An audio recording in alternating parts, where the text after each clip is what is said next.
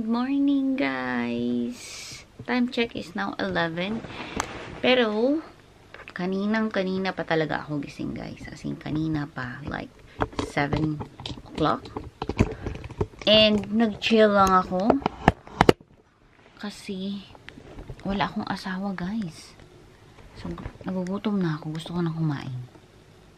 So, gusto kong humanap ng pagkain sa baba. Pero, gusto ko din maglinis muna, maghintay muna mamaya na konti kakain. So, hindi ko alam kung anong gagawin ko. Linis or kain. Siguro magkape muna ako. Maglinis tayo ng kwarto. I think na-mention ko yun. Hapon! Ay! Good catch. Kasi hindi pa ako nakapag-unpack. Bakit kasi ako mag-unpack, guys? Kasi ilang araw na lang naman ako dito. 10 araw siguro. Look, yan yung aming bagahe pa. Well, hindi naman yan lahat bagahe, guys, kasi yan, ano yan eh. Para yan sa bed. Yun nga. So, hindi pa naman ako, hindi ko alam kung bakit ako mag-unpack, guys, kasi kailangan ko din naman yan ipack ulit. Pero ipuput away ko lang yung mga winter clothes namin sa dito. Kasi yan lang yung wardrobe namin, di ba? Maliit lang. Pero meron namang kwarto pa sa baba. So, pwede namin ilagay sa babang kwarto yung iba naming gamit. So, ilalagay ko, put away ko yung mga pang winter clothes kasi summer na dito. Pero malamig pa din, guys. Pero hindi na siya yung sobrang lamig. Pwede naman lang mag-cardigan lang, ganyan. So, yeah. Yun yung ating ganap today. Inaantok ako pero hindi ako makabalik ng tulog. We'll see mamaya. Baka maagang bumalik si Tony or kung hindi, okay lang din naman. Kasi usually nagnananap siya. Pag nananap siya, pag nag-siesta siya, sumasali ako sa tulog niya. So, pag baka umuwi siya ng maaga and, you know, mag-nap siya, sabay na lang ako sa kanya maya. So, hindi ako natulog muna. Kasi yun nga, hindi ako inaantok. So, antok ako pero hindi ako makatulog. Kailangan ko din mag-edit, guys, kasi yung ating vlogmas. And, gawin ko lang to. Tapos, yun, kakain din ako. So, we'll see, guys. Kasi, wala din yung pamilya ko. Minsan kasi, guys, pag ganito, pag nandito ako sa New Zealand, tumatawag lang din ako sa bahay namin. Kasi, wala naman akong pupuntahan dito. Wala akong friends. Oh, well, meron akong dating friend dito, pero lumipat na siya. So, yan. Tumatawag lang ako sa bahay minsan. Pero kasi yung time difference natin,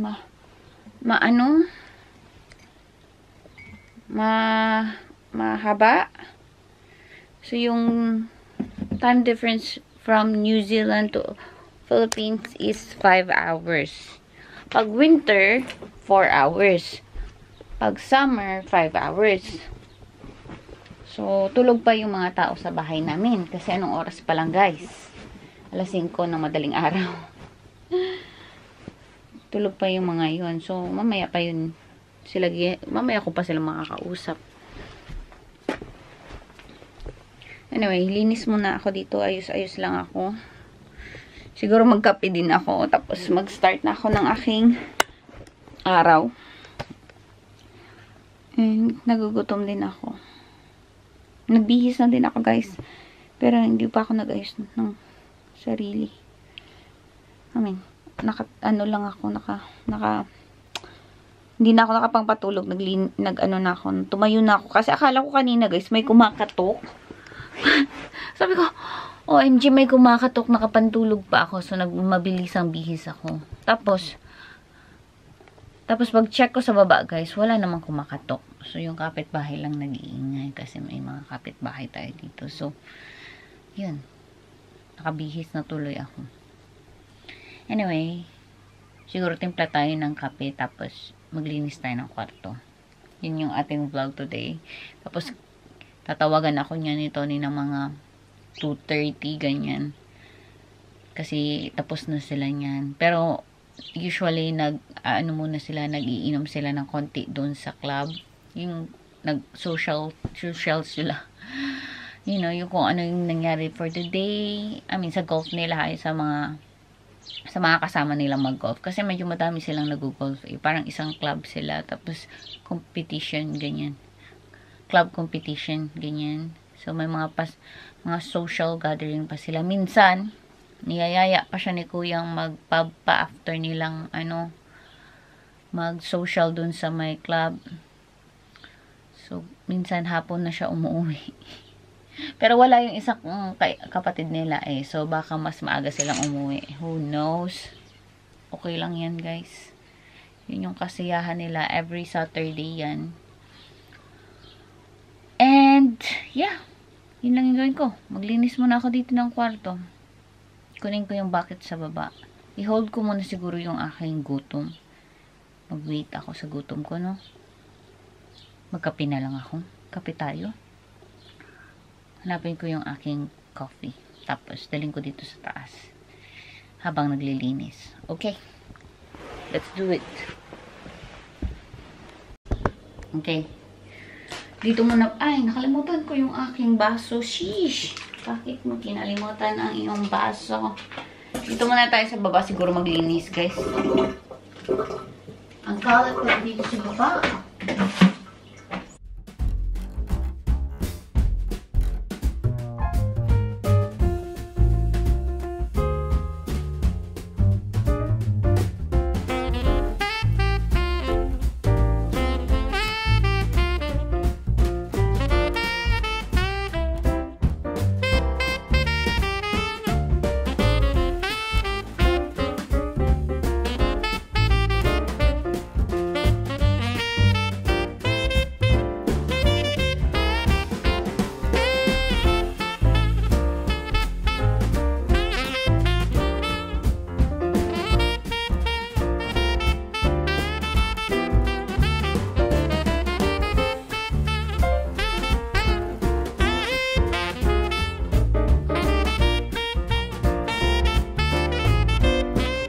Okay, medyo nagutom na me talaga, guys. Feeling ko kainin ko na lang tong leftovers ko na pasta. Kainin ko siya bang nag-aano ako siguro naglilinis. Magkape muna tayo. Feeling ko si Kuya magluluto ng dinner tonight. Kasi ako yung nagluto kagabi. Pero okay lang naman ako magluto today. Pero kasi ganun yung parang deal dito sa bahay. Hindi naman deal. Parang ano lang din. Ewan ko. Si Kuya kasi din minsan talaga nag-o-offer talaga siya. So sabi siya na, oh, nagluto ko kahapon. So ako magluluto today. Ganyan. So parang given na oh okay, nagluto si Kuya kahapon, ako yung magluluto today. Parang ganun ba? Pero kahit naman, kahit ano lang naman, kahit naman ako magluto, wala talagang problema kasi, alam niyo naman ako guys, mahilig naman ako magluto. Pili ko nga, gusto kong lutuin yung manok niya na nakalabas na dyan, oh. Pwede ko yung lutuin.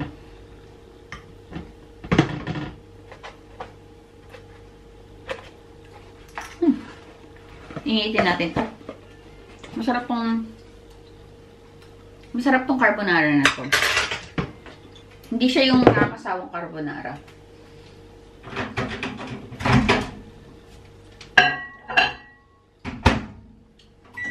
Yeah, sabihin ko kay Kuya mamaya, bili lang siya ng ng patatas. Ako na mag-roast ako ng chicken at saka ng carrots at saka ng patatas. Tapos, corn and peas siguro. Kasi mayroon naman siyang... Tapos, guys, kung sino yung nagluto today. Kunyari, nagluto ako kagabi. Si Kuya naghugas ng plato. Tapos, kung si Kuya magluto today, ako maghugas ng plato. Ewan ko ba? Hindi naman namin yun, guys, pinag-usapan, ano na lang, yung parang given na lang ba na, oh, ikaw na nagluto, ako na maghugas ng plato, ganyan.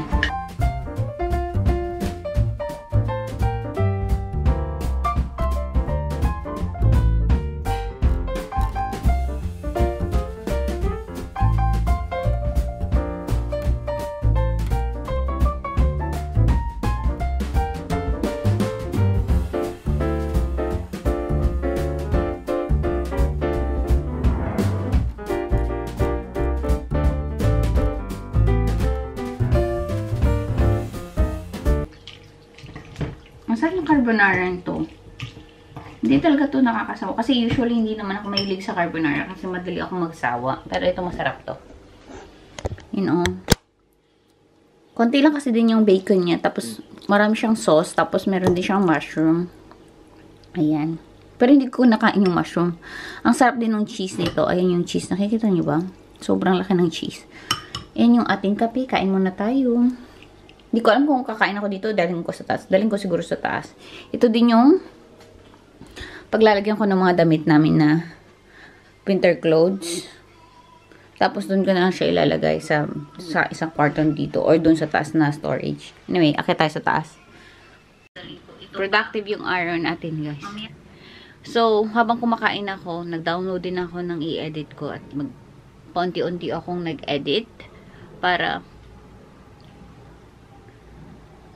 yun na ba yung Cathay flight? Ngayon darating yung first na flight na Cathay Pacific straight from Hong Kong to Christchurch. Yun din yung kukunin kong flight. Hindi ko sure guys kung kailan kasi tinek naman yung flight kagabi. Madaming nakalisted na staff. So, kasali din ako doon sa staff. Mga staff ng Cathay. Siyempre kasi nga, yun yung gamit namin staff travel. So, hindi ko sure kung makukuha ko yung 28 na flight. Kasi, well, pwede naman ako sumakay. Pero, ayaw ako pasakayin ng asawa ko pag economy. Kasi yung business, ang daming nakalisted. Ano kasi siya guys, 12 hours na flight. So, siguro, okay lang naman ako. Pero, yeah, mahaba nga yung flight guys, 12 hours. And, ang hirap po. So, hindi sa ano ha, hindi sa, paano ko ba explain sa inyo na in a way na hindi siya yung, alam nyo yun, yung negative. Pero kasi, pag nasanay ka nasa business class, ibang-iba talaga siya guys. Pag nasa economy class, kasi hindi mo alam kung sino yung katabi mo. So, pag, hindi din kasi kami pwedeng mag-book ng seats. So, ilalagay ka lang kung saan yung available na upuan. So, pinakaayaw ko guys is yung sa gitna. Kasi, malamig sa plane. So, ihi ako ng ihi. So, pag nasa gitna ka, nakakahiya talaga sa katabi mo ng pabalik pa ano. Excuse ka ng excuse. Ang haba pa naman ng flight guys. 12 hours. 3 hours nga na flight. Parang nakakatatlong ihi ako or more. 4. Kasi nga, pag malamig. So, nakakahiya. So,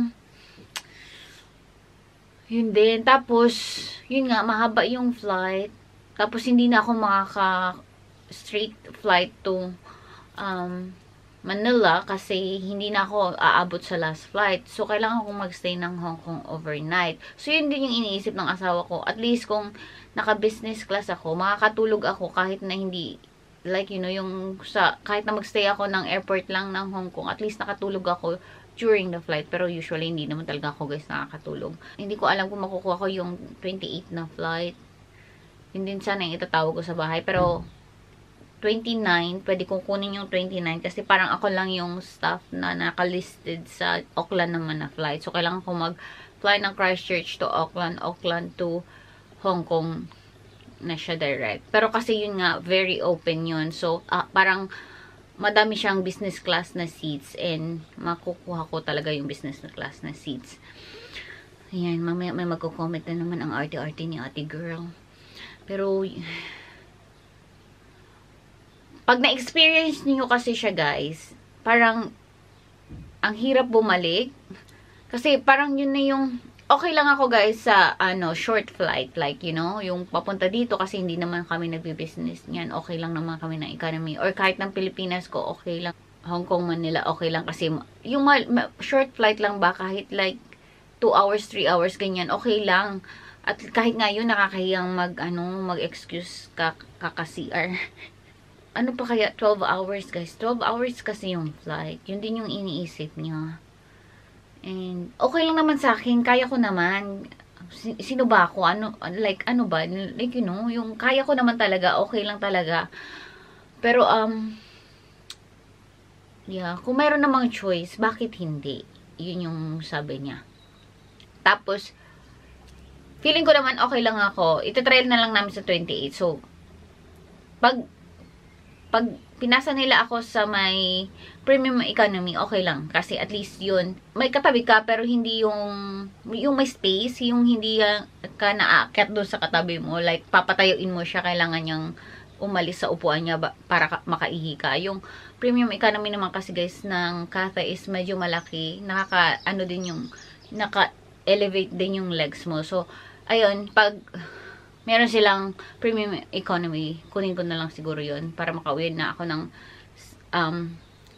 mas maaga sa Pilipinas. Kasi pag kunin ko yung 29, 30 na ako dadating sa Pilipinas. So, parang sobrang tight niya para sa New Year. Anyway, we'll see guys. Alam nyo din dati guys, nung hindi din pa na ako naman nasanay na sa business class, mas gustong gusto ko talaga yung economy. Kasi, short flight lang naman yung Hong Kong to Philippines. And mas gusto ko yung may kausap ako. Pero alam mo yun, nung time na hindi mo na syempre hawak yung mga katabi mo, meron ako nakatabi once na lalaki na, oh my God, alam mo yun, yung, yung kulang na lang like hawakan ka, ganun ba? Na ano ko yun, I think kay Tony na flight din yun. Parang pinalipat niya talaga ako, as in pinalipat niya ako. Ayaw niya yung may katabi akong lalaki. So, lalo na yung mga hindi kaaya-aya. So, yun din yung inaalala niya talaga. Hindi siya sa hindi siya yung basta ang hirap niyang i-explain guys. Talaga promise, dadami na naman ako ma-receive na comment nito. Ang ate naman ni ate girl. Girl, ang arte mo ate girl. Pero, for sure sa inyo maintindihan yung sinasabi ko. And, yeah. Pero, okay lang naman talaga ako. Kaya ko naman. Nakadepende lang siya sa katabi ko. Yung upuan din. Kaya, hindi kasi kami pwedeng mag-book ng upuan na kami. Ibibigay lang talaga sa amin yung seats na available. Yes. So, ang daming staff. 16 yung staff na nakalisted na. Tapos bumaba din yung priority namin kasi syempre retired na si Tony. Kung captain pa siya, so, kami yung pinaka-highest na priority sa mga staff, yung mga stewardess, at saka yung family, nasa baba na lang sila ni Tony. So, yung priority niya, kung nagwo-work pa siya, nasa taas pa siya. Kunyari, kung isang seats lang yung available, tapos yung mga mabababang staff lang yung nakalisted, kami yung mauunang makakakuha ng seats na yun. So, by numbers din kasi siya. So, ngayon na hindi na siya nagwo-work, parang priority, something na lang siya. Mas mauna yung mga cabin crew. Yan. In terms of family, hindi ko din sure. Kung mauna ba sila sa priority sa amin or mauna kami. Basta, depende kasi yun. By numbering kasi yun. Nagets nyo ba, guys? Basta, okay lang naman. Importante sa akin, ang pinaka-importante sa akin, makakauwi ako ng New Year. Kasi nga, di ba, na-explain ko na sa old video ko na gusto namin i-recreate yung aming New Year na masaya. So, hopefully, okay lang. Kaya ko yan. 3 times a week lang din kasi yung flight, guys ko. So, hindi ako makapili ng day na, alam niyo yun. So, yung target sana namin is 28, pero nga, yun nga, madaming staff na naka-listed. 25, okay lang naman. Pero mayroon pa rin mga staff na naka-listed. Pero, you know, Christmas kasi yun ng family. Or, sa 30, kaso 30 na kasi yun, guys. So, makakarating ako ng Manila 31 na uuwi pa ako ng Bacolod. So, parang sobrang tight niya. Baka hindi na talaga ako kumabot nun ng New Year. So, yun yung mga option. Or, yan nga. itry namin sa 28. Pag ayaw ni Tony at wala talaga akong seats, kailangan kong pumunta na lang ng Auckland. Kasi yun nga, yung 29 ng Auckland, ayun, parang sure yun na talaga na kahit dalawahin mo pa yung upuan mo, okay lang kasi. Green siya. So, may malalaman mo naman kung ilan yung mga, hindi naman lahat na malalaman yung ilang seats yung available, guys. Malalaman lang kung madami pang upuan or konti na lang or almost zero na. Kasi mayroon silang green, orange, at saka red. Parang ganyan. Tapos nakikita niya din. Pero parang yung nakalagay 10 plus, pero hindi niya nakikita yung totally na number talaga ganun. So, yeah.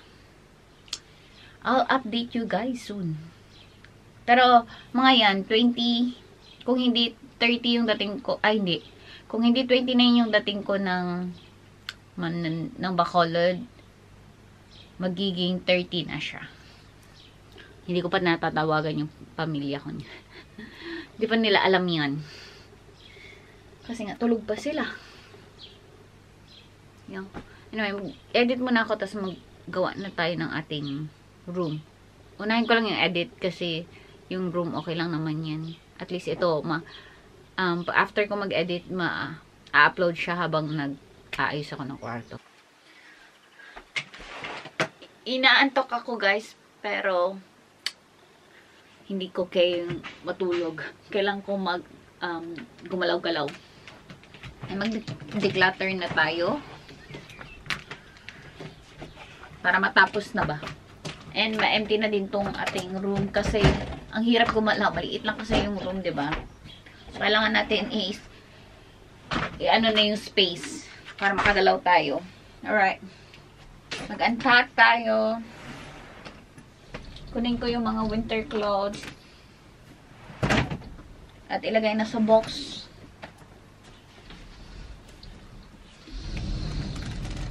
Unahin ko na lang yung kay Tony kasi konti lang yung sa kanya.